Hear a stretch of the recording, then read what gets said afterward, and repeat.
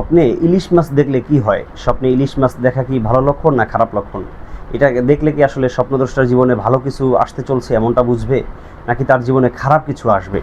দেখুন, অনেক ভাই বোনেরা ইলিশ মাছ স্বপ্ন দেখার পরে আমাদের কাছে প্রশ্ন পাঠান যে হুজুর, আপনি তো জেনারেলি মাছের ব্যাপারে আলোচনা করেছেন, কিন্তু ইলিশ মাছ দেখলে কি হতে পারে সে বিষয়ে কথা বলেননি।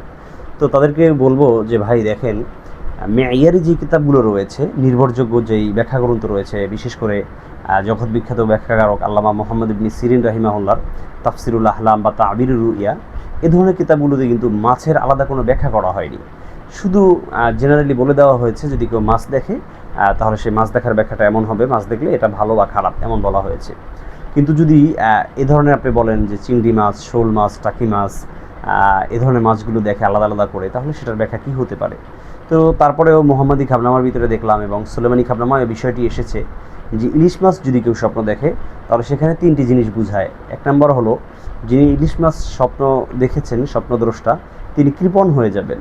দ্বিতীয় নাম্বার, আল্লাহ তাআলা তাকে ধনী বানিয়ে দিবেন, ধনাঢ্যতা তার কাছে চলে আসবে, সে টাকা পয়সার মালিক হয়ে যেতে পারবে। তৃতীয় নাম্বার, সে ছোট ছোট ধাপে ধাপে অনেকগুলো রোগে আক্রান্ত হবে।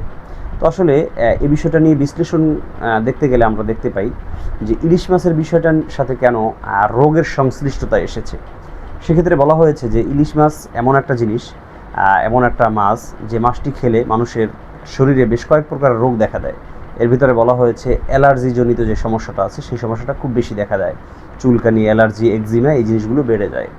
সাথে সাথে এটায় আরও বেশ কিছু সমস্যা তৈরি করে মানুষের শরীরের ভিতরে। চিকিৎসা বিজ্ঞানীদের থেকে যতটুকু জানা গিয়েছে, সেখান থেকে ব্যাখ্যাকারকগণ বাস্তব জীবনের সাথে মিল রেখে এই ব্যাখ্যাটা করে দিয়েছেন যে ইলিশ মাছ যদি কেউ স্বপ্নেও দেখে তাহলে তারও এই তিনটি জিনিস হবে: সে ধনী হবে, টাকা পয়সা বাড়বে; দ্বিতীয় নম্বর, সে কৃপণ হয়ে যাবে; তৃতীয় নম্বর, সে শারীরিক ছোটোখাটো কোনো রোগে পড়ার সম্ভাবনা রয়েছে।